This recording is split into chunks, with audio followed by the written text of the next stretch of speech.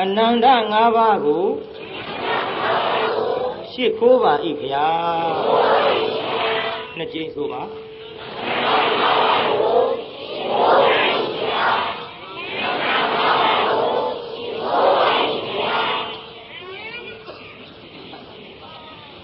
လို့လေငုတ်တုတ်ကြီးတွေဥဆုံးကြီးဟောလို့ပါဇက်ကရှိခိုးပါ၏ဗျာဆိုလူကငုတ်တုတ်ကြီးထားရင်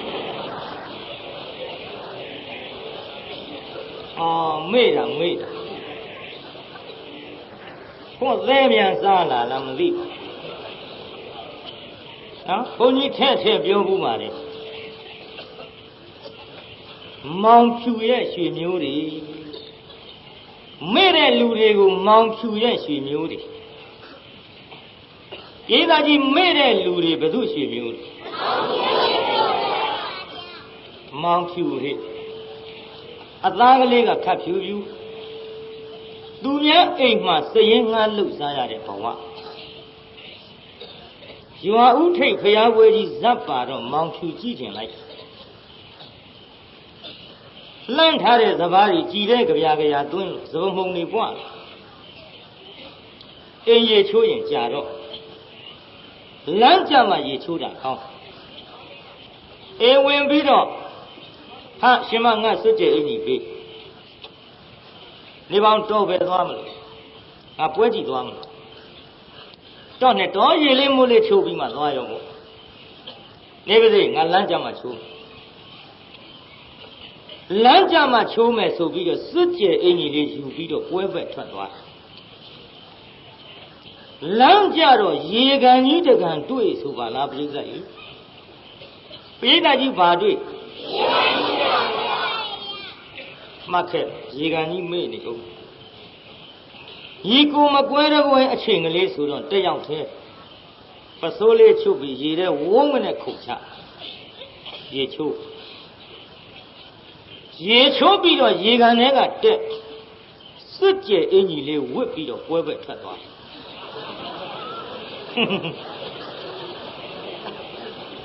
ပရိသတ်အစွန်ရောက်တော့သူ့အနာကလူတွေရုပ်ဖြစ်လာမောင်ဖြူစင်းသားကြီးကံလူတွေတော့ရုပ်ဒီကနေ့ညပွဲတော့ဆူလိမ့်မယ်ထင်တယ်ပွဲဆူမှကြောက်မောင်ဖြူမင်းစင်နာမီးတိုင်အောက်သွားရက်သိလို့ရည်တာလားရမ်းရည်တာသိတဲ့လူကသိလောက်မီးရောင်ကြီးတဲ့သွားရက်တော့ပြိဿအုပ်ဖြစ်လာဟမ်မလေးလူတွေတော့ရုပ်ဒီကနေ့ညာပွဲတော့ဆူလိမ့်မယ်ထင်တယ်တော်ပြီမင်းသမီးနီးမြင်ရအောင်ဆိုပြီးဇက်စင်တော့မီးရောင်ကြီးတဲ့တက်ရက်ကိုကျိုးနေပါပွဲကင်းတစ်ခုလုံးသိမ့်နေတုံဟာတော်ပြီပွဲဆူရင်အချောင်အရိုက်ခံရလိမ့်မယ်အိမ်ပြန်လာကောင်းဘယ်ပွဲကြည့်ရအိမ်ပြန်သွားအိမ်ရောက်တော့တကားချီတောင်းတဲ့ကံဟာရှင်မတကားဖွင့်မိမကစဉ်းစားဟောတော့ဒီလိုပွဲမှာကြီးခဲ့ရပွဲတောင်ထွက်သေးမထင်ပါဘူးဘယ်နဲ့အစောကြီးပြန်လာပါဟာဖွင့်နေဘူးလားနေပေါင်းတော့မှတ်မကြီးတဲ့အပေါက်ကရှာမကြည့်မိမမှောက်မိုက်သေးဆိုတော့အပေါက်ပြောက်တကားပေါက်ဆုံးအောင်လည်းနောက်ဆုံးနောက်ရေနံစီမိခွက်ကလေးထွန်းပြီးတော့တကားဖွင့်ပေးလိုက်ဝင်လာတဲ့သူ့ယောက်ျားမောင်ဖြူကိုရေနံစီမိခွက်နဲ့ကြည့်ပြီးသူ့မိန်းမရီးတော့ပက်လက်လာဒီတော့မှမောင်ဖြူစိတ်ဆိုးနဲ့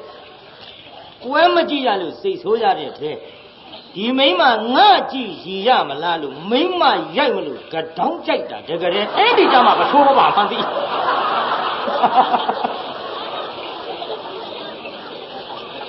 မေ့တာရေခံပေါ့ပြိဿ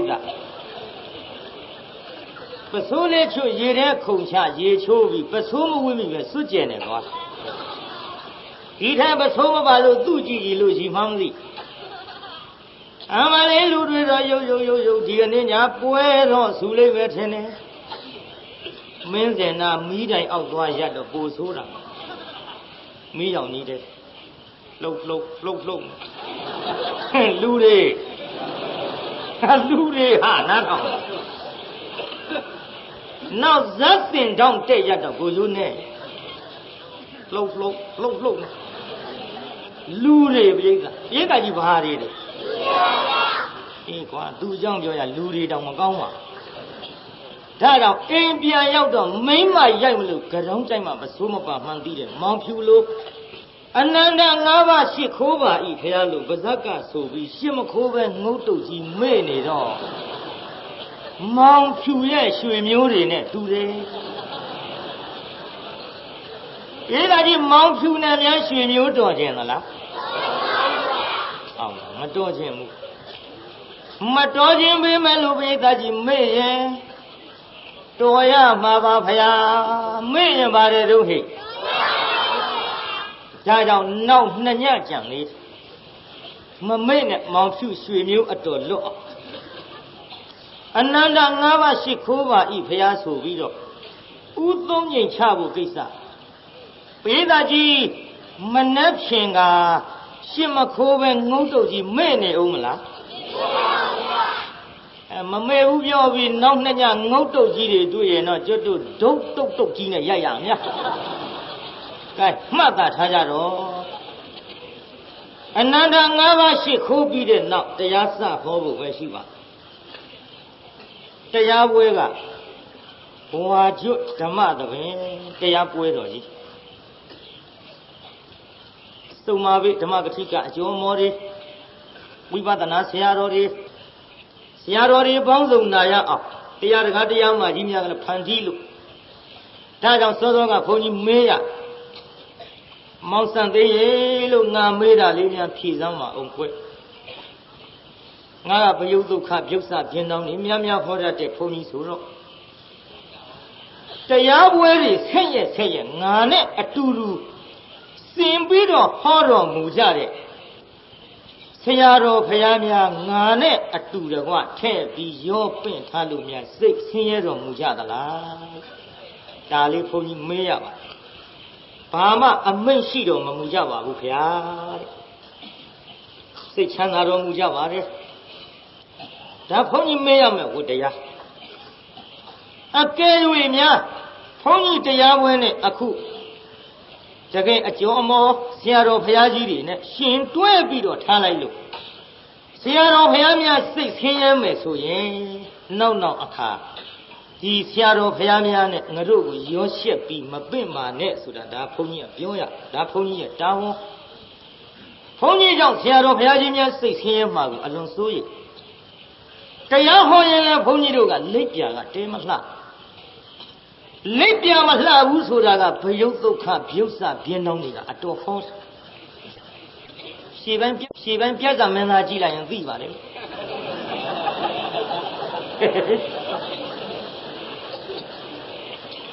ဒါကြောင့်ဆရာတော်ဘုရားများစိတ်ဆင်းရဲမှာကိုလည်းစိုးရန်ကုန်မြို့မှာရှိကြတဲ့ဆရာတော်ဘုရားကြီးတွေညီတော်နောင်တော်ဆရာတော်သံဃာတော်အရှင်မြတ်များမိမိကြောင့်စိတ်ဆင်းရဲမှာစိုးသဖြင့်တရားပွဲတိုင်းနဲ့ဘုရားတပည့်တော်တော့ဖြင့်ဒီလိုဟောနေရပါပြီဗျာလို့စံပြဖတ်စပ်ပါလားကွက်တစ်တုံးကလည်းပဲဘုန်းကြီးတောင်းမှလျှောက်ထားခဲ့တယ်လူကြီးမိဘအရွယ်တွေကိုလည်းဘုန်းကြီးတောင်းမှခဲ့ပါငါဓမ္မကတိကကွာဟဲ့ငါတရားပွဲ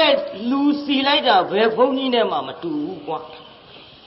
ငါပြောတိုင်းကြိုက်တကွာငါလုတ်သမျှတင့်တယ်တကွာဆိုတဲ့စိတ်နဲ့တော့ဓမ္မကတိကလုတ်မစားတာအမှန်ဖြစ်ပါလေဗျာဒါကြောင့်မို့လို့မိမိဟောပြောတဲ့တရားပွဲမှာ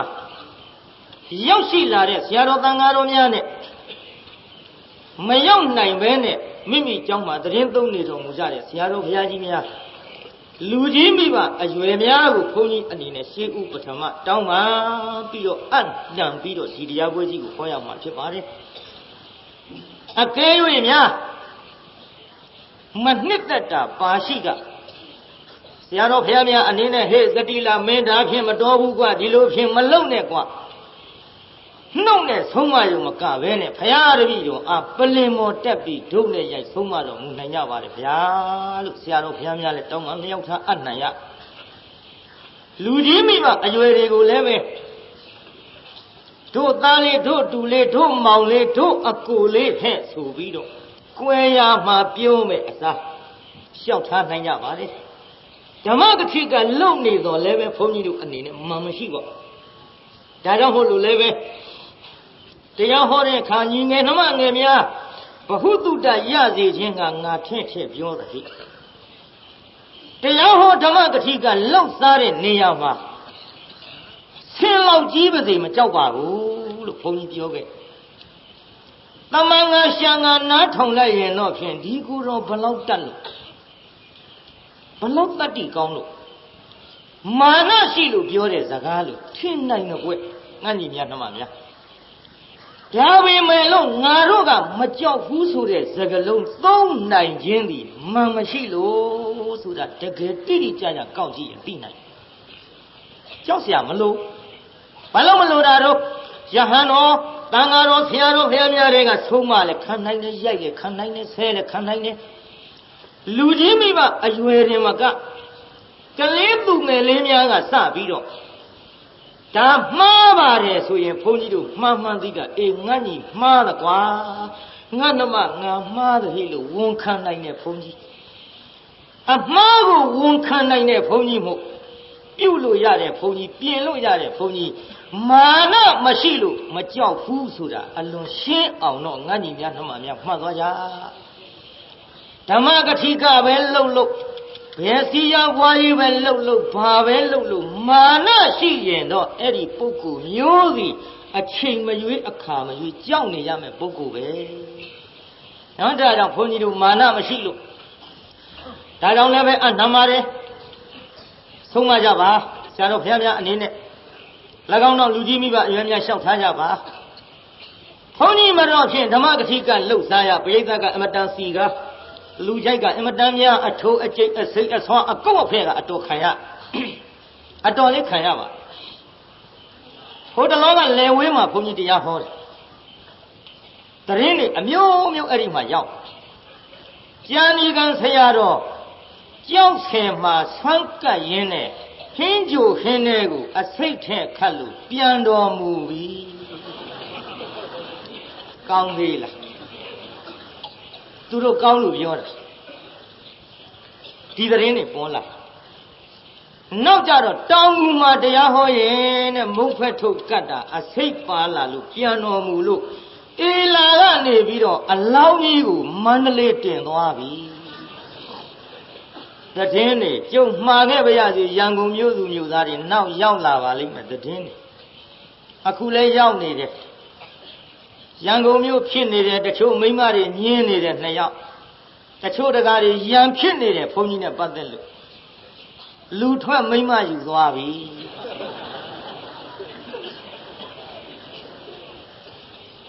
သတင်းတွေမန္တလေးမြို့ကအငိမ့်မင်းသမီးပေတာဆိုတာဘုန်းကြီးရဲ့တပည့်မှာဘုန်းကြီးမွေးနေ့ကစာရီရေးပြီးတဲ့ကြံလီကံဖိတ်ခေါ်တဲ့ဘုန်းကြီးကြီး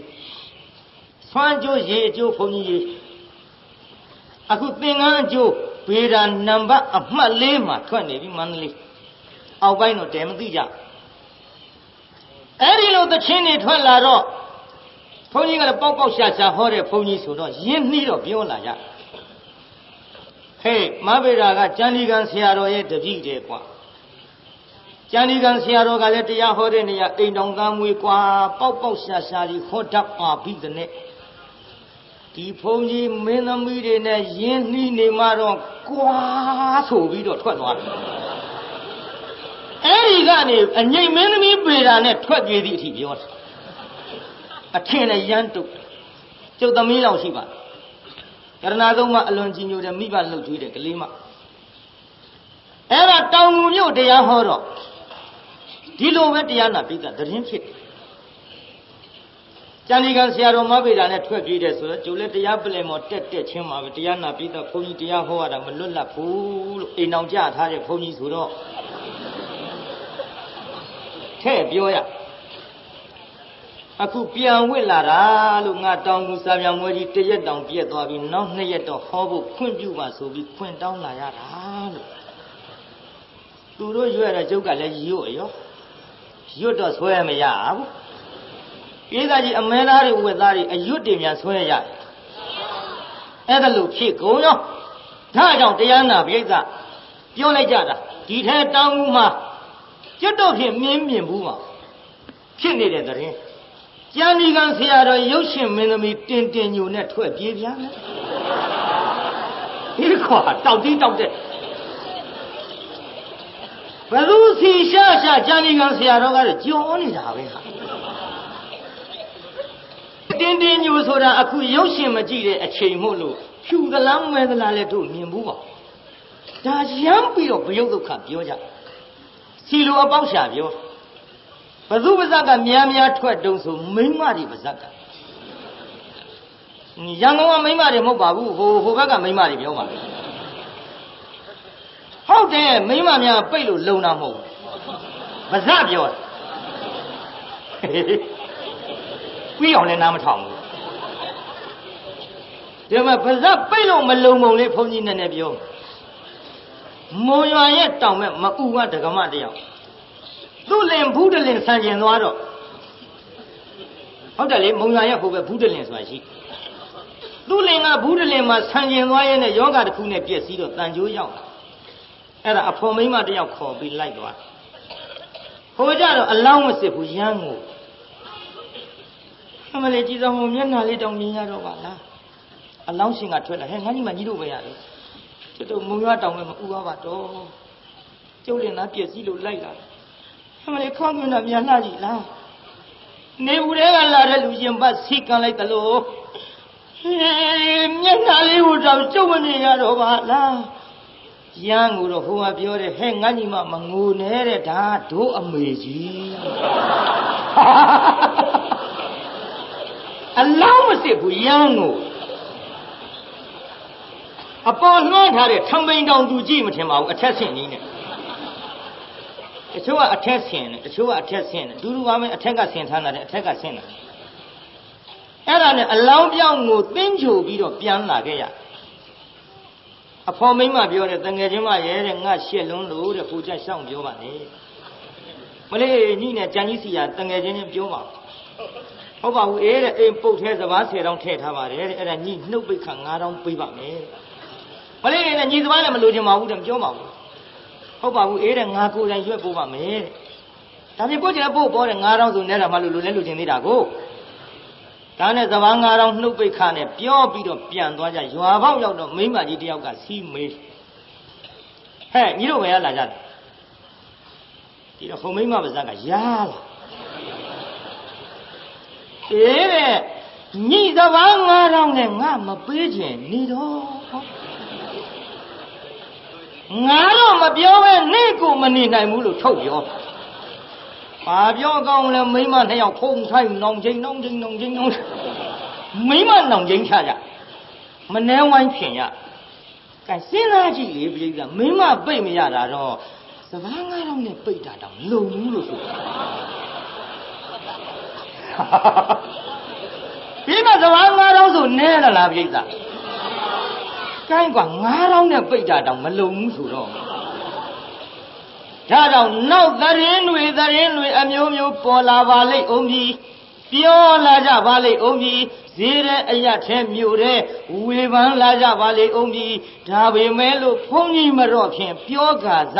ဟောအရင်တုန်းကမင်းသမီးအေးကြီးခင်ချိုးနဲ့ပြောတော့ကတုံလှုပ်တော့လဲအခုတော့မတုံလှုပ်တော့ဘူးအရေးထူးလားအသေးတွေလည်းမနာနိုင်ဘူးမာကိုမမအေးဆိုတဲ့ကချင်းလို့ပေါ့ကွာပါတဲ့အသေးတွေမာလို့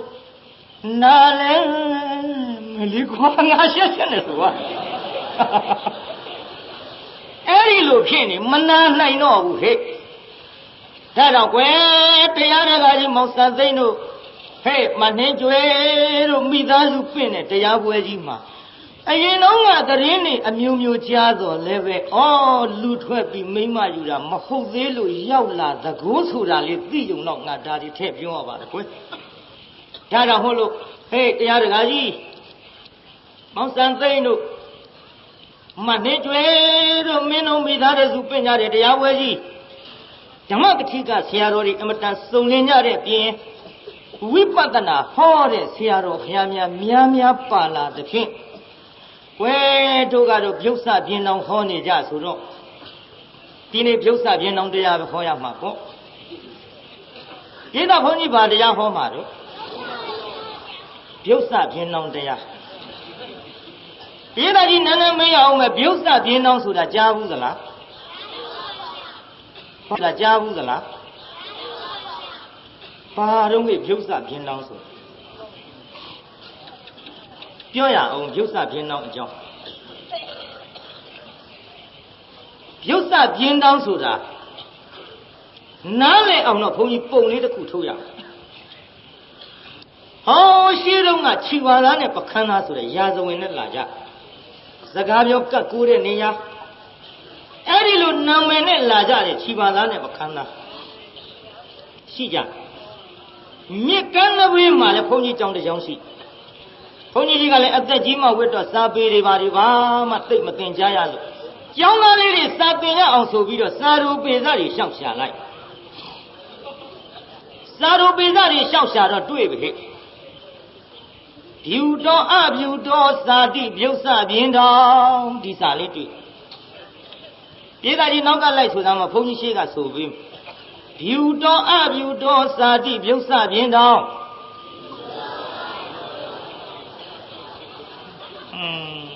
ရိုင်ရွဲ့ထွက်သွားဖြူတော်အဖြူတော်စာတိပြုတ်စပြင်းတော်ဆိုတာဟဲ့ဘုန်းကြီးကြီးအနက်မရဘူးအဲ့ဒီစာကလေးတွေသင်ပေးကိုရင်ကျောင်းသားတွေသင်ပေးအောင်လိုက်ကြတာဖြူတော်အဖြူတော်စာတိပြုတ်စပြင်းတော်ဖြူတော်အဖြူတော်စာတိပြုတ်စတော်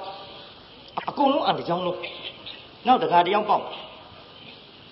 ဟာကိုရဘာအာနာပါလဲဖြူတော်အဖြူတော်စာတိပြုတ်စပြင်းတော်ဟုတ်ပြီကွာပြုတ်စပြင်းတော်နောက်ကျောင်းသားတယောက်သားသွားကြည့်ဖြူတော်အဖြူတော်စာတိပြုတ်စပြင်းတော်ဟာတကြောင်းလုံးပြုတ်စပြင်းတော်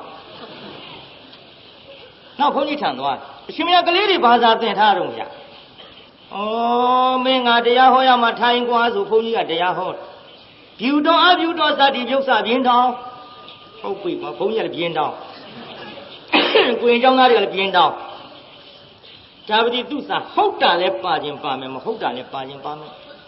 ငါအနဲ့ပေးတာကောင်းဒီတော့အနဲ့ပေးမယ်ဗျာအေးလှုပ်ဆောင်ပါဖြူတော်အဖြူတော်စာတိပြုတ်စပြင်းတော်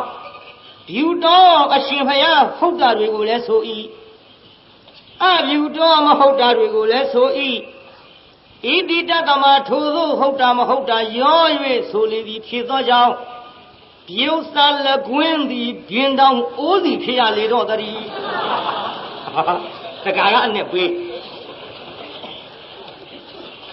အနဲ့ပေးတော့ဘုန်းကြီးကဒီကောင်ဘယုတ်ဒုက္ခကောင်လို့အပြစ်တင်မလားအောင်မေးတယ်မတင်ဘူးအကြကွာငါအနဲ့မရဘူးမင်းလာမှအနဲ့ရမင်းကားလည်းတော်တယ်ကြလားအေးအဲ့ဒီနဲ့လေးငါမှတ်ထားမှာဘုန်းကြီးနောက်တကားလေးလာတယ်တရားဟောဟေးထိုင်ငါတရားဟောမယ်ယူတော်အပြုတော်စာတိပြုစာပြင်းတော်ယူတော်ဟုတ်တာလဲဆိုရင်အပြုတော်မဟုတ်တာလဲဆိုရင်ဣတိတသမထိုးသို့ဟုတ်တာမဟုတ်တာရော၍ဆိုလေသည်ဖြစ်သောကြောင့်ပြုစာလည်းကွင်းစီပြင်းတောင်းအိုးစီဖြစ်ရလေတော့တည်းလူလာတိုင်းတရားဟောဒီကနေ့တော့ခြီဝါသားနဲ့ပခန်းသားကလည်းဘုန်းကြီးကြောင်းပြင်လို့ဟဲ့ဆွမ်းညာကွန်းညာလေးတော့စားရမှလာဟေ့ဘုန်းကြီးကြောင်းသွားကြစို့ဝင်လာဘုန်းကြီးရှိချထားတဲ့ပိန်နေသီးကြီးကလည်းတုံတုံပွက်လက်ခြီပါသားနဲ့ပခန်းသားကလင်ရမယ်ဆိုတဲ့နေရာသူများတဲ့သားတယောက်နဲ့တယောက်မျက်စပ်ပြစ်ဟဲ့ပိန်နေသီးကြီးစားရအောင်လိန်ကွာပြီးတော့ဟိုတကာတွေကလိန်မလို့အရှင်မရတဲ့အရှင်မရရှိချထားတဲ့ကျဟင်းသားသီးကြီးကကြီးလာပြီလားအားရကောင်းနေကွာဒါပိန်နေသီးခေါ်တယ်ဟာမသိဘူးဖရာတပည့်တော်တို့ကတော့ဘူးတွေဓစ်တွေပါကျဟင်းသားသီးကြီးထင်လို့အားရကောင်းနေကိုကတရားဟောရဖြူတော်အဖြူတော်စာတိပြုတ်စာပြင်းတော် ပြုတော်ဟုတ်တာလဲဆိုရင်အပြုတော်မဟုတ်တာလဲဆိုရင်ဣတိတသမထိုသို့ဟုတ်တာမဟုတ်တာရော၍ဆိုလေသည်ဖြစ်သောကြောင့်ပြုတ်စာလက်ကွင်းသည်ပြင်းတောင်အိုးစီဖြစ်ရလေတော့တည်းရောတချမ်းယူသွားကြတရားဟောပြီးတချမ်းပြေးလိုက်တချမ်းပြေးလိုက်တော့လေပေါ်ရောက်တော့လေတို့သားတွေကများနေစားလို့မဝပိဋကကြီးဝရဲ့စားလို့မဝတော့ဟေးကြောင်းတချမ်းကြံနေတယ်ကွာသွားလိန်ရအောင်လို့ပြန်တက်ဟေးဘယ်တော့မှပိနေသည်ဗျာတဲ့လေပေါ်ကကောင်တွေကနားမလဲပါမလဲနဲ့ပိနေသည်ငပိတွေနဲ့ရောချက်လို့ပြက်ကုန်ပါဗျာမိုက်တဲ့ကောင်တွေကိုပိနေသည်ငပိနဲ့ရောချက်ပြက်ရောပေါ့ဒီတိုင်းစားရတဲ့ခိစ္စကဲအားတဲ့ကောင်တွေငါတရားဟောရဒီဥတော်အပြုတော်စသည်ပြုတ်စာပြင်းတောင်ဒါပဲပြန်ဟောဒီဥတော်ငါပိနေသည်တွေပေးတာဟုတ်ပါလျက်အမေပါဠိတစ်ချက်အနက်ဆယ်တွေတရားဟောပါများတရားတွေကပါဠိရဘုန်းကြီးနဲ့အနက်ဆံလေးတိုးလာဒီဥတော်ငါပိနေသည်တွေပေးတာဟုတ်ပါလျက်အပြုတော်မင်းတို့မဟုတ်တဲ့ငပိတွေနဲ့ရော၍ချက်ကြလေသောကြောင့်သို့ဘူးရပြုတ်စာတင်တို့လေတို့သမားတွေသည်ပြင်းတောင်ပဇာဟောင်းလောင်းတဲ့ကောင်းကောင်းကြီးငတ်ကြပြီတော့လက်ကွာဘယ်ကြံ့တဲ့တချမ်းစားရတော့ဒီလိုက်စားရရဲ့လားမစားရတော့ဘူး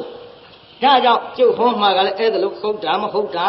ရောပြန်တပြန်ဟိုဟာနဲနဲဒီဟာနဲနဲကိုပြုတ်စာပြင်းတောင်လို့ခေါ်ပါတယ်ပြိဿဘာခေါ်တော့ခေါင်းရက်သေးတယ်လေးများလာတော့ဘာတွေပါသေးတို့ကျုပ်စာပြင်းတော့မယ်တဲ့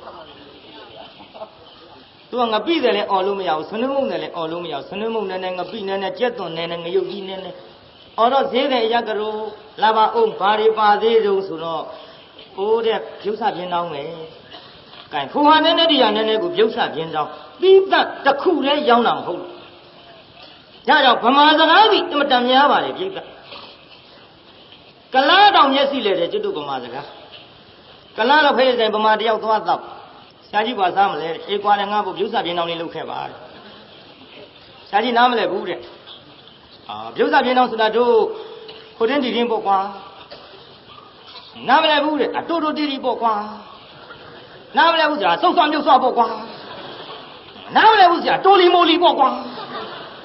ရှောက်ပြောတာကလားဥကြပေါက်လို့တော်ပြီးတဲ့ခမည်းဖသာယူစား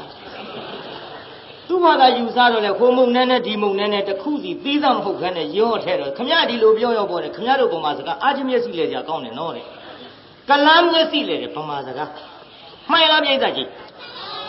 ရတော့ဂိုင်းရုပ်စပြင်းလုံးတရားကိုခေါ်တော့မှဖြစ်တဲ့ဖြင့်ဒီကနေ့တော့နာမည်လေးတော့တတ်လိုက်ကြအောင်ဆိုဖယားလူကြီးများနတ်ပြည်သွားဆိုတဲ့တရားကိုခေါ်ရပြိဿဘုန်းကြီးပါဟောမှာတော့နတ်ပြည်သွားဒီတရားကိုဘုရားကိုယ်တော်မြတ်ဒီတတ်တော်ထင်ရှားရှိတော်မူစဉ်အခါတုန်းကပါဏိမိစေဝနောနတဟရိယပါဏိနံဝိတံအာဗနံဝိသမနွေတိနတ္ထိပါပံအကုဝတောလို့ဒီဒေသနာဘုရားဟောပါဘယ်လိုအကြောင်းပြုဟောတယ်လဲလို့ဆိုတော့နတ်ပြည်ကိုအတူတူတက်သွားကြတဲ့ဘုရားလူကြီးများကိုဟောတယ်အတိတ်ဇာတ်ကြောင်းလေးတော့ဘုန်းကြီးတို့မပြန်လို့မဖြစ်ဘူးအတိတ်ဇာတ်ကြောင်းပြန်ရ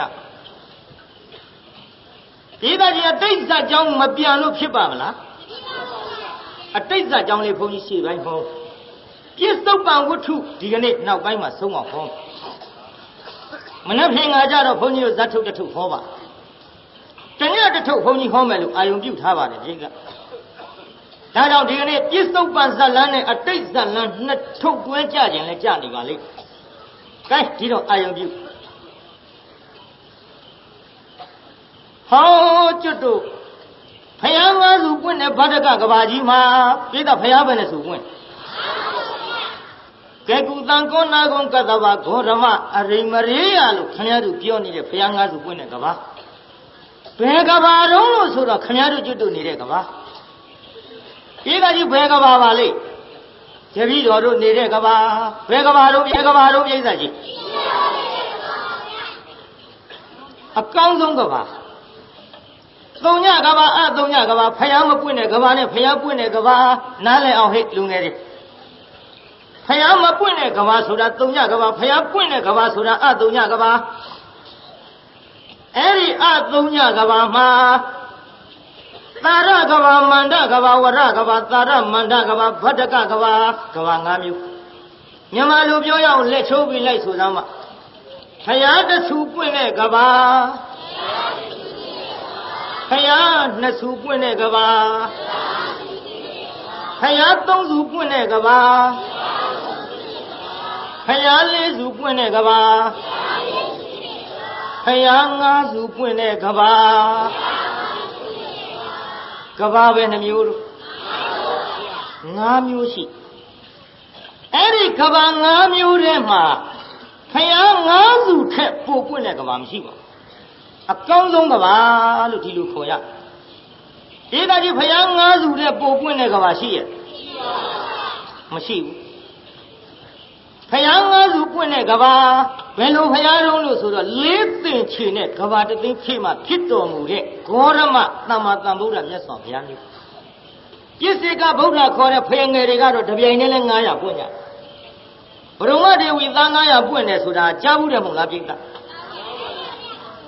အဲ့ဒီတရားလေလူကတ်တွေကဝင်းဝင်ပြောတယ်ဘုရားတဲ့900ဆိုတော့များဘူးလား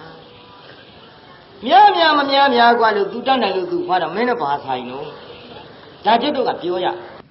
မဟုတ်ဘူးဗျာတဲ့တယောက်တောင်မှ6လ10လအလွန်ဒုက္ခခံရတာယောက်ျားဖောင်စီမိန်းမမင်းတွေအရှင်ဘုရားတို့ဟောတာ900ဆိုတော့ဘုရားအေးဒီလိုကွတယောက်ချင်းဖွာနေတာမဟုတ်ဘူးခဲ့သားအကြီးဆုံးတယောက်ကိုဖွာလိုက်တဲ့အချိန်ခါမှာမိန်းမများသားဖွာတဲ့အချိန်ခါမှာဘေးစင်ပြီးဖြာကျသွားတဲ့ဥတုသွေးများကနောက်ဘဝကသူရဲ့ဆူတောင်းကြောင့်အဲ့ဒီသွေးဆက်တွေကနေပြီးတော့သား900ဖြစ်တာလို့ကျုပ်ကရှင်းအောင်ပြောရဒါကြောင့်တရားနာပြေတာပြစ္ဆေကဗုဒ္ဓတွေကြတော့အဲ့ဒီလိုတပြိုင်တည်း900ပွင့်ကျွတ်တို့သမ္မာသမ္ဗုဒ္ဓဘုရားကြတော့ဘုရား၅စုတဲ့ပိုပွင့်တဲ့ကဘာမရှိခမည်းတော်ကျွတ်တို့အကောင်းဆုံးကဘာကြီးထဲမှာလူလာဖြစ်သည်ပြေတာကြီးဘယ်ကဘာကြီးထဲလူလာဖြစ်အကောင်းဆုံးကဘာကြီးထဲမှာလူလာဖြစ်ရင်ပြေတာကြီးအကောင်းဆုံးလူတွေဖြစ်ဖို့မတော်ဘူးလားမင်းရအောင်မဲ့ကျွတ်တို့အကောင်းဆုံးလူတွေနဲ့ဘယုတ်ဒုက္ခလူတွေဘယ်ရင်းကများတော့ဟေးပြေတာကြီးအကောင်းဆုံးလူတွေနဲ့ဘယုတ်ဒုက္ခလူတွေဘယ်ရင်းကများတော့ရှက်ကြကြီးကလေးတွေတောင်သိကုန်နော်အေးအဲ့ဒီထဲကိုမပါလေနဲ့ဘယုတ်ဒုက္ခလူဆိုတာဘယ်သူပြောတာတော့ဘုရားတရားသံဃာယရဏသုံးပါးဆရာမိဘမလေးစားတဲ့လူမှန်လားပြိဿကြီးအဲ့ဒီပတ္တကကဘာကြီးထဲမှာဟဲ့တို့ဂေါရမမြတ်စွာဘုရားကိုရောမြတ်ကြီးပွင့်တော်မမူခင်ကတ္တဗမြတ်စွာဘုရားလက်ထက်ကတ္တဗမြတ်စွာဘုရားပရိနိဗ္ဗာန်ပြုတော်မူတယ်ဆိုတော့ဓာတ်တော်ကြီးကတစုတယုတ်တလုံးတစ်ခင်မကွဲမပြားထားခဲ့တို့ဂေါရမမြတ်စွာဘုရားကြတော့တက်တန်းတူတော်မူတဲ့ချိန်ပွင့်ရသဖြင့်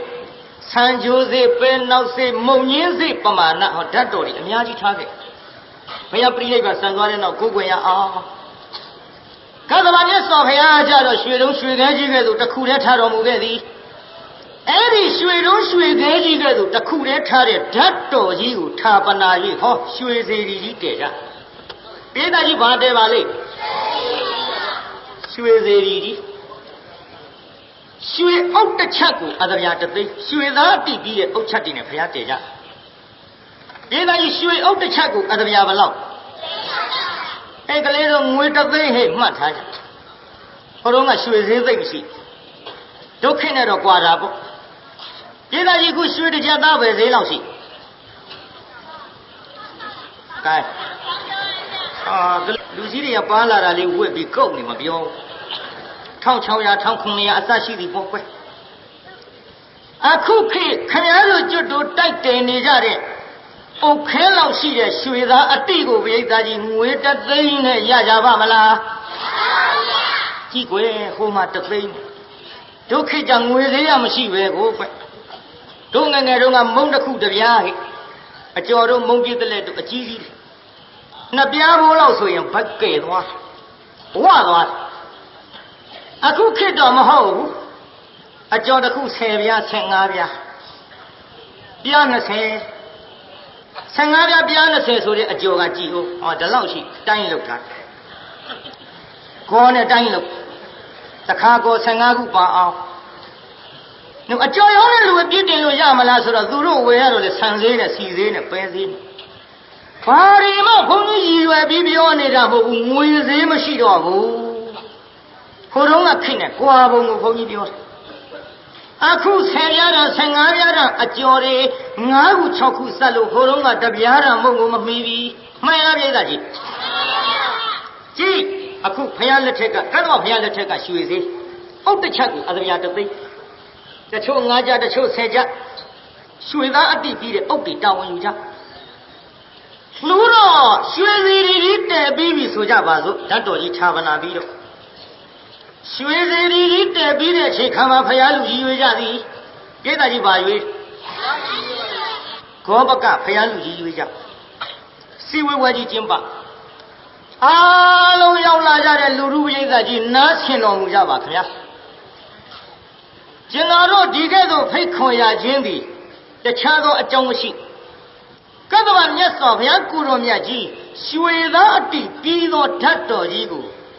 ရွှေသားအတိနဲ့ဌာပနာ၍ရွှေစီရီကြီးတီလို့အောင်မြင်ပါပြီခင်ဗျာဒီရွှေစီရီကြီးပြည်စည်းတဲ့အချိန်ခါမှာဒီစီရီတော်ကြီးအားအစစအရာရာစောင့်ရှောက်မဲ့ကျွန်တော်တို့ဂောပကဖယားလူကြီးဗန္ဒာရင်းတွေလူလာပါပြီခင်ဗျာတာမင်ကပစ္စည်းအသင့်အတင့်ချမ်းသာတဲ့လူကိုလည်းကျွန်တော်တို့ဂောပကမတင်မြောက်နိုင်ပါဘာကြောင့်လဲဆိုရင်ရွှေသားအတိတီးတဲ့ဇေဒီတော်ကြီးဖြစ်တဲ့ဖြင့်ပစ္စည်းယူရင်းတဲ့ချိန်ခါမှာပစ္စည်းအင်အားရှိတဲ့ဂောပကဖယားလူကြီးမှပြန်လီပြီးတော့မုန်းမနိုင်မှာဖြစ်တဲ့ဖြင့်ကျွန်တော်တို့ဒီအစည်းဝေးပွဲကြီးမှာဂောပကဖယားလူကြီးအတွက်မိမိတို့ပစ္စည်းရှိသောပုဂ္ဂိုလ်များကထွက်ပြီးတာဝန်ကတိခံယူ၍ဂောပကဖြစ်လို့ကြောင်းတင်ပြကြပါခင်ဗျာလို့ကြီးညာလိုက်မြို့တထေးတယောက်ဂောပကဖယားလူကြီးသိဖြစ်ချင်းခံကြဒီပွဲတော့ငါဂောပကဖယားလူကြီးလုပ်မှာဂောပကဖယားလူကြီးတွေမကဘူးဗန္ဒာရင်းနေရငါလုပ်အောင်မယ်အရေးကြီးတဲ့နေရာကိုဝင်ထိုင်နေတာကိုအရေးကြီးဆိုဗန္ဒာရင်းနေရလိုချင်တာလည်းမပြောနဲ့သူကစောင့်ရှောက်ခြင်းစောင့်ရှောက်မှဒါတွေမယူဖိတ်မယ်ကိုအဲ့ဒီနေရာမှာဘုရားကြွက်ပြောနေကဘုရားလူကြီးလှုပ်ချင်စိတ်ပေါက်တော့ငြိမ်တော်မူကြပါခင်ဗျာငြိမ်တော်မူကြပါခင်ဗျာကျွန်တော်ဒီငွေတကယ်ထည့်ပြီးတော့ဘုရားလူကြီးခေါ်ဘကလှုပ်ပြရစီပါခင်ဗျာအဲ့တော့ဘုရားလှုပ်လာကြိတ်ဖြစ်လာကြည်စမ်းกว่าဟေးမြို့တထေးဖြစ်ပြီးတော့ငွေတကယ်တဲ့တကယ်လောက်တော့တောတထေးကတောင်ထည့်နိုင်တောတထေးကတောင်ထည့်နိုင်တဲ့ငွေလေးတကယ်နဲ့ဘုရားလူကြီးလှုပ်ခြင်းနဲ့မြို့တထေးတဘာလို့ကောက်ပေါ်ရောဟဲ့ဟုတ်တယ်တူဘူးနဲ့ကောက်ပြီးអော်လိုက်ကြတော့မြို့တထေးဘုရားလူချင်းလှုပ်ခြင်းနဲ့လူကြီးတဖြည်းဖြည်းပုသွားပုဆိုတဖြည်းဖြည်းရှော့ထိုင်ကမြေကြီးကတ်သွားနောက်တောတထေးတယောက်ထားငြိမ်တော်မူကြပါခင်ဗျာဟာဟေးတောတထေးထားတယ်ကွာကျွန်တော်ငွေနှကရီထည့်ပြီးတော့ဂောဘကဘုရားလူကြီးလုပ်ပြရစီပါခင်ဗျာဟာဟေးတောတထေးကနှကရီလေကွာអော်လိုက်တော့မြို့တထေးဒေါပွားကြည်စမ်းတောတထေးကလူမဝလို့ငွေလေးတက်ကလေးလောက်နဲ့ဘာရလိမ့်မြို့တထေးကမတ်တက်ရပြီးတော့ငြိမ်တော်မူကြပါခင်ဗျာကျွန်တော်သုံးကလေးထည့်ပြီးဂောဘကဘုရားလူကြီးလုပ်ပြစီပါခင်ဗျာဟာဟေးမြို့တထေးတက်လာပြီးသုံးကလေးတဲ့ကွာဟေးသုံးကလေးတဲ့ကွာနောက်တောတထေးကငြိမ်တော်မူကြပါခင်ဗျာကျွန်တော်လေးကလေးထည့်ပြီးဘုရားလူကြီးလုပ်ပြစီပါခင်ဗျာခုခေတ်မှာလေလံရှိတယ်မှတ်တယ်ဘုံမှာဘုရားလူကြီးလေလံပြည့်ဟောလေးကလေးတဲ့တောတထေးကနောက်မြို့တထေးကကျွန်တော်ငါးကလေးခင်ဗျဟာနောက်တောတထေးကကျွန်တော်6ကလေးခင်ဗျမြို့တထေးက9ကလေးမျိုး9 ခွန်နဂရီမြို့တစ်ထေးဆိုလိုက်တော့တောတစ်ထေးနဲ့စဉ်းစားရောပေါ့ဗျိဿမြို့တစ်ထေးခွန်နဂရီဆိုပြီးငါရှိကလေးတော့အထက်နိုင်တာငါမှရှိကလေးချမ်းသာတာငါရှိကလေးထဲလိုက်တော့ဟိုက9ကလေးဆိုရင်ချစ်ချုပ်ပြီးရှိသမျှနဲ့10ကလေးတော့လုံနိုင်မင်းဒါပေမဲ့လို့7ကလေးလိုများမြို့တစ်ထေးတက်လိုက်ငါ12ကလေးမထက်နိုင်တော့ငွေရှိကလေးချမ်းသာတာထိုင်းနေအကောင်သာထသွားမှကြိုးမှန်းသိဆိုသလိုလူသိအောင်ရှိကလေးလောက်ချမ်းသာတာဖော်ပြရရောက်တော့မယ်ရှေးတုန်းကဖုံးနဲ့ဖုံးကိုဘယ်လောက်ချမ်းသာတယ်ဆိုတာရှေးတုန်းကဖော်မပြဘူးဖုံးရဖုံးလားပြည့်သားကြီးရှေးတုန်းကခုခေတ်တော့ရှိတာလေးဖော်ဗျဟုတ်တယ်ခုခေတ်ကပြရမှဂျင်းတ်တာရွှေကလေးဝဲလာပြီဆိုရင်အရာထဲမလျှောက်ခွဲမနေနိုင်ရွှေသေးကကြီးတယ်မဟုတ်လားဟိုလက်ခကဘယ်လောက်ဝဲရတာကျုံမနေ့ကမှဝဲလာတာပိုလို့ချန်လို့ရတော့မဟုတ်ပါဘူးတဲ့လူတဲ့သူတဲ့သွားတဲ့ချိန်ဒါလေးမပန်ပြီးဘူးမဟုတ်လားမဲသူများရှင်900လုံးလို့ကြွားတယ်ရွာတဲ့မြို့တဲ့ကြွားလို့ပြလို့အာမရရင်ဘုန်းကြီးကြောင့်ထိအောင်သွားကြွားမြုံလာဒကမတယောက်ကလက်စုပ်ဝယ်ပြီးတော့လားဘုန်းကြီးကလည်းရွှေသွားစိုက်ပြီးတာလားဘုန်းကြီးနဲ့ဒကမတစ်လှည့်စီပြတော့မျက်စွန်းနဲ့ရွှေသွားပြောတယ်ပြတော့မယ်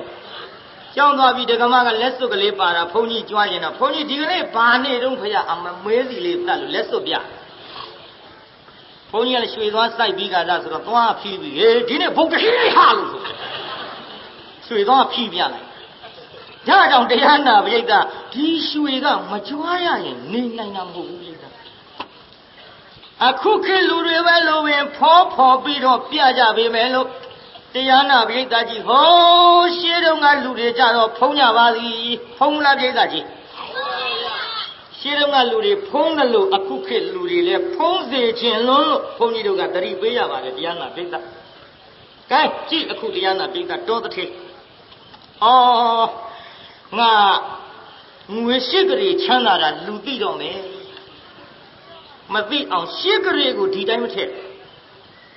ရှိကလေးကိုဒီတိုင်းမထည့်ဘူးဆိုပြီးတရားနာပရိသတ်ကြီးမရဘူးတိုးတိုးလေးခေါ်မရသူ့ဘာရောက်တိုင်မင်းနဲ့နောက်သား9ယောက်ကိုခေါ်တယ်တိုင်မင်းနဲ့နောက်ချွေးမ9ယောက်ကိုခေါ်တယ်တိုင်မင်းနဲ့သူတို့လည်းမရရဲ့သား9ယောက်ချွေးမ9ယောက်ဆိုတော့16ယောက်ပေါ့ရှိတာဘောင်းပဲ2ယောက်တော့16ယောက်တိုင်မင်းနဲ့တိုင်မင်းပြီးတော့16ယောက်တလို့ဖယားကိုတော်မြတ်ကြီးအားခေါင်းလောင်းထိုးပြီးတော့ဖယားဂျုံအဖြစ်နဲ့လှူ၍ငွေရှိကလေးထည့်ပြီးတော့ငါတို့ဖယားလူကြီးခေါ်ပကလောက်ကြစို့သဘောတူသဗျာဟေးဒီနေရာတရားဒကာကြီးမောင်စံသေးဟေးမနှင်းကျွေးမိသားစုတို့အာယုလေးစိုက်ထားစမ်းမမင်းတို့အသက်ရွယ်ကြီးလိုက်တော့30ကျော်လေးတွေကွတို့နဲ့စာတော့ငယ်သေး45နှစ်ထင်းငါတို့ရောက်လာပြီဒါကြောင့်ငယ်ငယ်ရွယ်ရွယ်ကလေးနဲ့မောင်စံသိန်းကြီးကဟောဒီဓမ္မသဘင်ပွဲကြီးဆင်ရင်ကျင်းပလို့မနှင်းကျွေဝါကျတရားဝဲကြီးငါတို့ဆင်ကြစို့ဒီဆရာတော်တွေပြင့်မယ်ဟာဒီလိုတိုင်မင်းလို့ဆိုကြပါစို့တို့မနှင်းကျွေတရားအမကြီးကများတိုင်မင်းတဲ့စကားလက်မခံပဲနဲ့သားလေးတွေရှင်းပြရအောင်မယ်ဟိုလားကျွတ်တို့ဘာဝဲရအောင်မယ်မူလားညာဝဲရအောင်မယ်မူလားနဲ့အစရှိသဖြင့်များ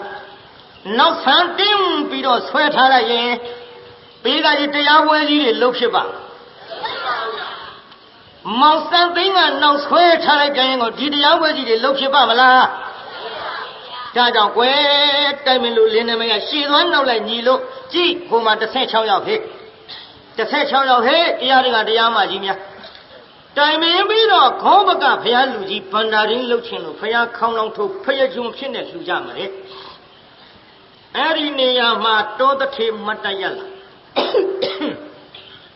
ဟဲ့တောတထေထားလာပြီကွာငြိမ်တော်မူကြပါခင်ဗျာကျွန်တော်တို့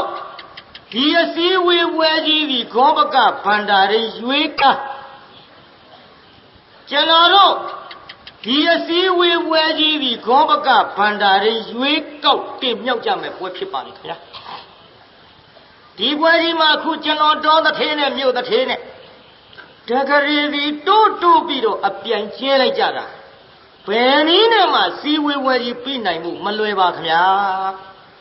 တထေးချင်းဆိုတော့အခုသူ9ကလေးကျွန်တော်10ကလေးဆိုရင်သူ9ကလေးဆိုအောင်မယ်ခင်ဗျာသူ9ကလေးဆိုကျွန်တော်10ကလေးထည့်အောင်မယ်ခင်ဗျာ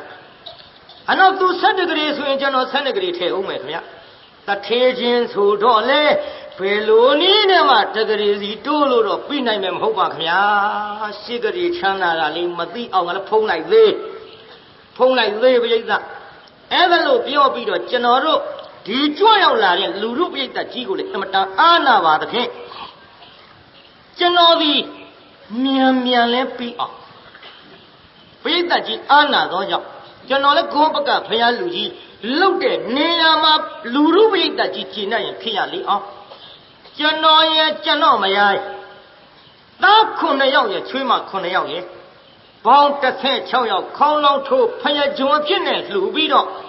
ငွေ8ကလေးပါထဲလို့ကျွန်တော်တို့ဂောဘကဖယားလူကြီးလုတ်ပြရသေးပါခင်ဗျာကြည်ညာလိုက်ပရိသတ်ငြိမ်ကြသွားသဘောမတူလို့ငြိမ်တာမဟုတ်တနာသွားတနာရောပေါ့ပြိဿဖယားဂျွန်ကြောင်းချွန်ဆိုတာအလွန်လာတာသိအောက်တန်းကြတယ်ထင်တာခုခေတ်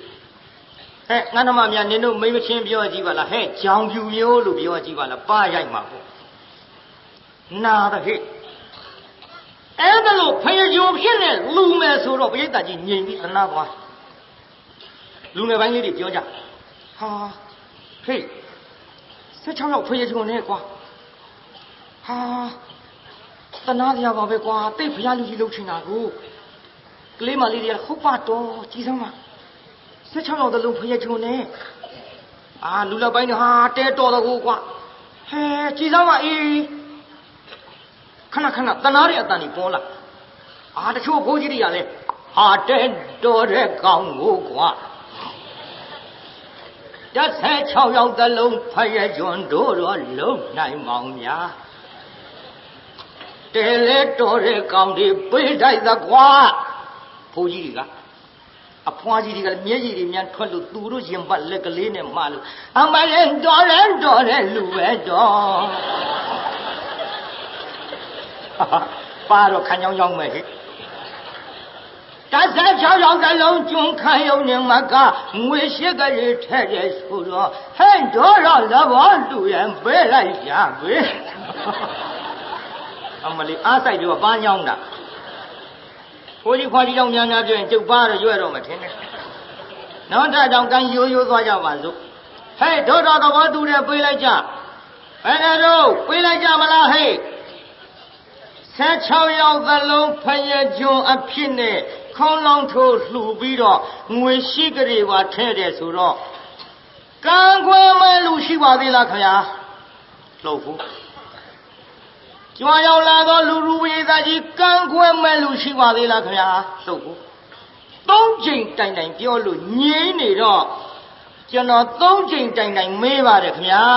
တဲ့ငြိမ့်နေတာကိုထောက်ထားခြင်းအပြင်တုံနှိပါဝိစိတ်တွေကဝန်ခံရသဘောတူရကရောက်ပါတော့ကြောင့်ဒါဘယ်ဟာယူသုံးတာလောကုတ္တရာကယူသုံးလောကုတ္တရာကယူသုံးတာဖယားစကားတွေယူသုံးနေတာဘုရားကုတော်မြတ်ကြီးကကျွတ်တို့ယဟန်သံဃာတော်တွေနဲ့ဘုရားကုတော်မြတ်များတုံနှိပါဝိစိတ်နေရင်ဝန်ခံရရောက်ကျွတ်တို့မန္တလေးခေမက၌သံဃာ400ကျော်ရှိကထိန်သင်္ကန်းလေးကတစ်ထည်ရောက်လာတစ်ထည်ရောက်လာတော့တိုက်အုပ်ဆရာတော်ဘုရားကြီးနဲ့တိုက်ကြဆရာတော်ဘုရားကြီးကမေးတယ်သင်္ကန်းဟောင်းနှောင်းသောပုဂ္ဂိုလ်များရှိပါသေးလားဘုရားလောက်ကြဘူးမလုံလို့ဟောင်းလောင်းနေရတော့ဘယ်သူမှမရှိဘူးပြောမှတော့သင်္ကန်းဟောင်းနှောင်းသောပုဂ္ဂိုလ်များရှိပါသေးလားဘုရား3ချိန်မေးလို့ငြိမ့်နေတော့တတိတော့3ချိန်တိုင်မေးပါဗျာတဲ့ရှေးဖုံးရှေးကံကြောင့်ဟောင်းနှောင်းသောသင်္ကန်းမရှိပေါ်များတယ်ဆိုတာငြိမ့်နေတာကိုထောက်ထားခြင်းအပြင်ဝန်ခံရရောက်ပါသောကြောင့်သက်တော်ရှိတော်မူသောတိုက်အုပ်ဖျားတော်ဘုရားကြီးကဆိုကထိန်သင်္ကန်းအဲ့ဒီထဲလှည့်ဝင်သွားတာကိုတော်လေးတွေကတော့ဒီတိုင်းပဲ ဒါကြောင့်တရားနာပိဋကလောကုတ္တရာစကားကိုယူသုံးနေတာဘုရားရှင်ပတ်ချီတောင်းတဲ့ကံတရားမလိုတော့ဘူးခမရတို့ကျွတ်တို့မှန်လားပိဋကကြီးဒါကြောင့်ကျွန်တော်သုံးချိန်တိုင်တိုင်မင်းလို့ငြိမ့်နေတာကိုတွေ့ရသဖြင့်ဒီအစည်းဝေးဝဲကြီးမှာဟောဒီတောတထေအကောဘကဘုရားလူကြီးဗန္တာဒိန်အဖြစ်ကျွန်တော်တို့ခန့်အပ်လိုက်ဖြစ်သွားတယ်သူပြောင်းနဲ့လက်ခုပ်တွေတီး16ရောက်အဲဒီလို16ရောက်ခေါင်းလောင်းထိုးဘုရားရှင်ဖြစ်နေလှူပြီးတော့ဂောဘကဘုရားလူကြီးဘဝနဲ့မြစ်တလင်းတွေရှင်းလို့ရေတန်းတွေကတ်လို့ပန်းတော်တွေတင်းလို့အစစအရာရာရွှေစေရီကြီးမပြည့်စည်ရအောင်စောင့်ရှောက်ပြီးတော့သွားကြတဲ့ဂောဘကဘုရားလူကြီးတွေတော်ဘူးလားပြိဿကြီးအေးကွယ်ခုခေတ်ဘုရားလူကြီးတွေလည်းတော်ကြပါလေ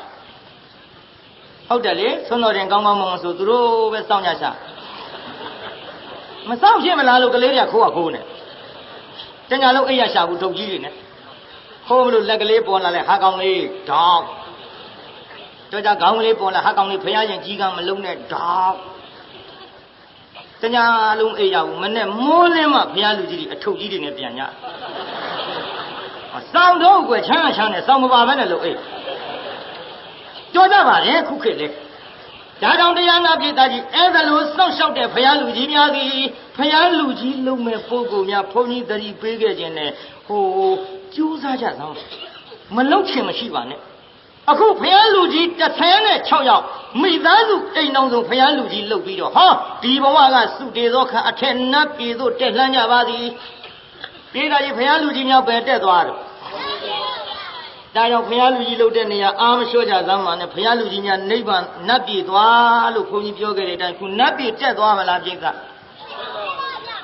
ဟေးဒါကြောင့်နတ်ပြည်တက်သွားဆိုတော့ဘုန်းကြီးနောက်ပိုင်းမှာပြောခြင်းသူလူအများလိုက်ကြမလားဆိုတဲ့ပြစ္ဆုတ်ပံဇတ်သွားကိုခေါ်မယ်။ကိုက်ထားတော့အဲ့ဒါလေးနည်းနည်းစထားရအောင်ဆိုကြည့်သမ်းပါပြောကြပါနော်ဘာညာဆိုနော်ပြောကြပါနော်ပြောတော့အပျော်ခိုင်းနေပြီဘယ်လိုပျော်ရမလဲသတိထားပျော်ရပြိဿကြီးဘယ်လိုပျော်ရမှာရမ်းပျော်ရမှာလားငန်းကြီးများနှမများသတိထားပျော်ရမှာလားဟိသတိထားပျော်ရရမ်းပျော်တော့ဘာဖြစ်တတ်တယ်လဲလို့ဆိုတော့တို့မန္တလေးတောင်မဲ့အမရပူရခေါ်တဲ့တောင်မြို့တို့တောင်သမားအင်းထဲမှာအတွဲလိုက်သေးတာဒါရမ်းပျော်တာဟိပြိဿဘာလိုက်သေးတာတော့ရေကြီးတဲ့အခါကွတောင်သမားအင်းနဲ့ရေတွေတဲ့လှေလော်တာလေးအတွဲလိုက်အမေနဲ့လားဖေနဲ့လားမဟုတ်ဘူးကွသူတို့ဟာတွေနဲ့သူတို့တွဲမလှော်တလှေကအပေါက်မြုပ်နှစ်ယောက်တလုံးငုတ်တုတ်သေး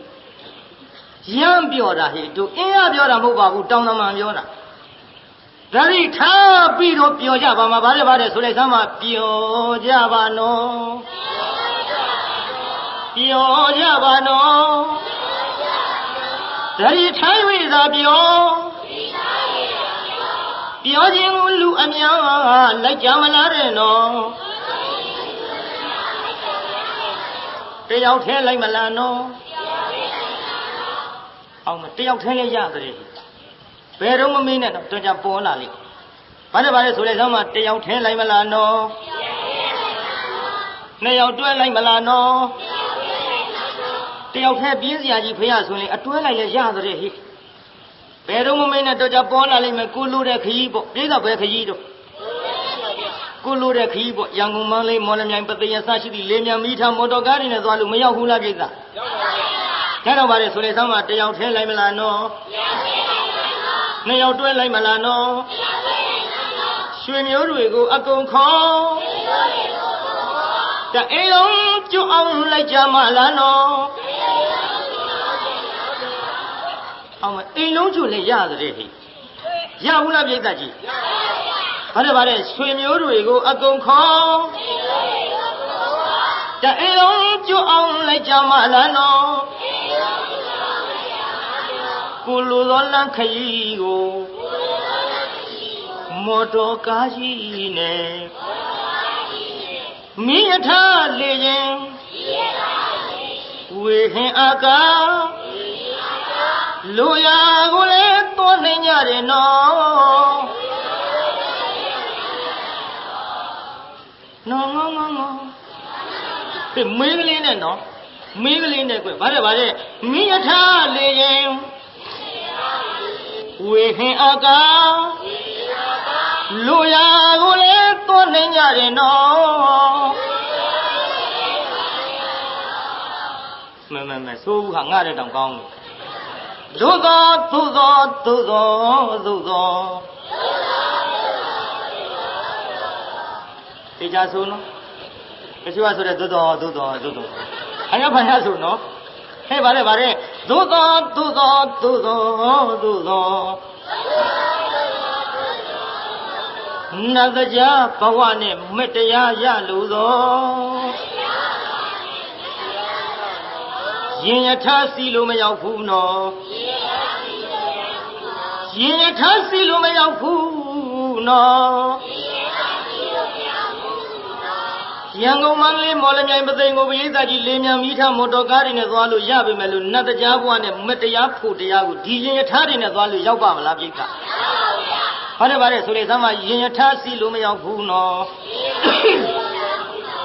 ရင်ယထာစီလို့မရောက်ဘူးနော်ဒါနံသက္ကသတောပါဏံ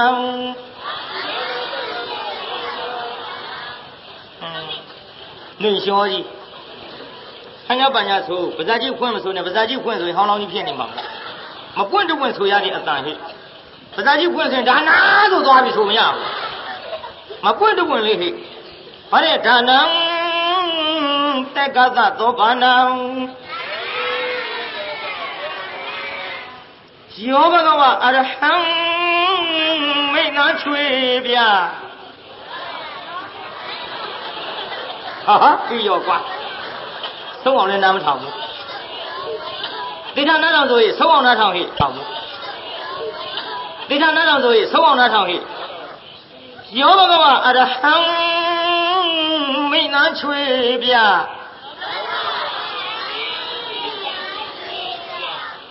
တော်ဗျာကလေးတွေလူကြီးတွေတော့ဗါတဲ့အကုန်လုံးပေါ့သူတို့ဆိုလို့သူတို့အရင်ပြောရမှာဖြစ်သူကဒါနာဆိုတာဘယ်တော့ဆောက်ကဲကြီးတော့ကောင်းဟေ့ဒါနဲ့တန်တရားရှိတယ်ဆိုတဲ့စကားလည်းဟောင်းနှွမ်းသွားပါပြီဒါနံသက္ကသသောပါဏာနတ်ပြည်ဆောင်တာဒါရင်လားမဟုတ်ဘူးဒါနံပါထေယမုဒ္ဓမာနဲ့တန်တရားမှာငတ်တီးကြမသေးခြင်းရိတ်ခါဒုတ်ကြီးအဖြစ်နဲ့အဲ့ဒါယူသွားပါကောင်းလားပြိဿကြီးရောက်ရဘဝမှာချစားနိုင်တယ်ပြိဿရောက်ရဘဝမှာချစားနိုင်ပါတယ်ပြိဿဒါကြောင့်ဒီရိတ်ခါဒုတ်တင်လားလို့ဆိုတော့မဟုတ်ဘူးဒါနံမောက္ခဗရဝရနိဗ္ဗာန်ရောက်အောင်ဖြစ်စေနိုင်တဲ့နိဗ္ဗာန်အဆောက်အဦနိဗ္ဗာန်ရောက်ကြောင်းတရားကောင်းကြီးလည်းဖြစ်ပါတယ်ဒါနဥစုကတမေကလမ်းပြောင်းလမ်းမှန်ကြီးတဲ့ဒါနကိုဘုရားအမှားမဟုတ်ဒီကကြီးဒါနကိုဘုရားအမှားဟောသလားအမှန်ဟောသလားအမှန်မို့ပါရမီ7ပါးဒါနပါရမီဘုရားလောင်းတို့ကြီးစဖြည့်ခဲ့ဒါကြောင့်ပါလေဆိုလေသမဒါနံတက္ကသသောပါဏံယောဘဂဝအရဟံမိတ်နာချွေပြဒါနနဲ့မှအစကအရာရာပြောရင်မစည်းပဲနဲ့ရောက်ဖို့နော်ရင်မစည်းပဲနဲ့ရောက်ဖို့နော်သာသနာပိမှန်အလျံပြောင်းမှာက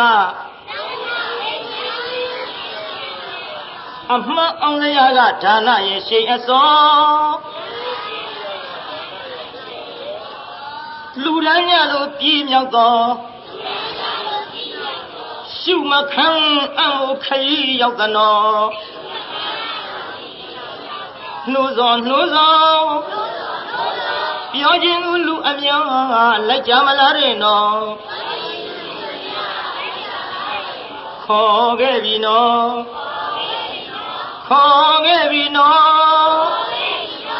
ဥဇတိလာနိဗ္ဗာန်တော်လူတော်ညကိုဟိခါအတံပေးပါတယ်တော့ဟိဟုတ်ဗျာစာဆုံးလဲပြောင်တစ်လုံးနဲ့ဖြတ်တုတ် ကိုင်ရတရားနာပြိဿနိဗ္ဗာန်ဆိုလို့တဲ့ဖြင့်ဘုန်းကြီးတို့ကတော့နိဗ္ဗာန်ဆိုကုသိုလ်ပဲရပါတယ်လှူနိုင်တန်းနိုင်တဲ့တရားဓမ္မတွေခိတ္တရက်ဆိုင်ပြီးကျုပ်ခပတိုင်းပေးမယ်ဗျာပမာဒိနာမမိတ်မလျော့မပေါ့မဆန်သောတတိတရားဖြင့်သံပါဒိထ